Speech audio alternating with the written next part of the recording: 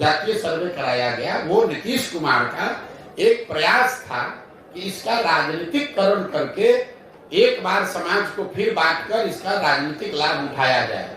मैं पहले दिन से कह रहा हूं कि इसका कोई राजनीतिक लाभ नहीं मिलेगा, और इसका प्रमाण ये है कि जो नीतीश कुमार जातिगत सर्वे के आधार पर चुनाव लड़ने, प्रधानमंत्री बनने गए थे, वही भागकर जाकर भाजपा में शामिल हो गए। तो अगर जातिगत सर्वे का चुनावी फायदा होता तो नीतीश बाबू भागकर भाजपा में क्यों जाते?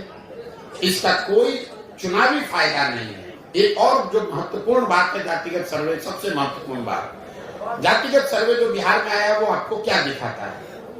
जिन जाति समूहों के वंचित होने, पिछड़ा होने की बात पिछले 40-50 साल में कही जा रही है, उन जातिगत समूहों की आर्थिक, सामाजिक, शैक्षणिक स्थिति में कोई सुधार नहीं हुआ है। ये नीतीश लालू जी ने जमीन पर पड़े हुए कीचड़ को अपने मुंह में लगा लिया। अब सवाल ये होना चाहिए कि भाई 30-32 साल से जिन जाति समूहों के नाम पर आप राजनीति किए, जिनको बल देने, आवाज देने, शिक्षा, रिजर्वेशन देने के नाम पर आप गद्दी पर बैठे, उनकी स्थिति तो बदली नहीं। तो इतने दिन से तो आप सबको बेवकूफ बना रहे थे, और उनकी हकमारी की किसने?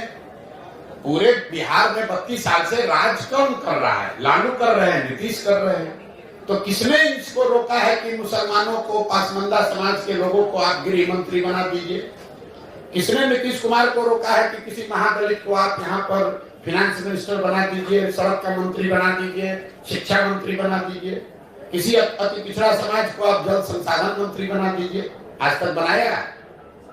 इन लोगों का ये वोट लेते हैं, लेकिन जब सरकार बनती है तो उसमें जितने बड़े विभाग हैं वो तेजस्वी यादव रहेंगे, वो नीतीश कुमार रहेंगे।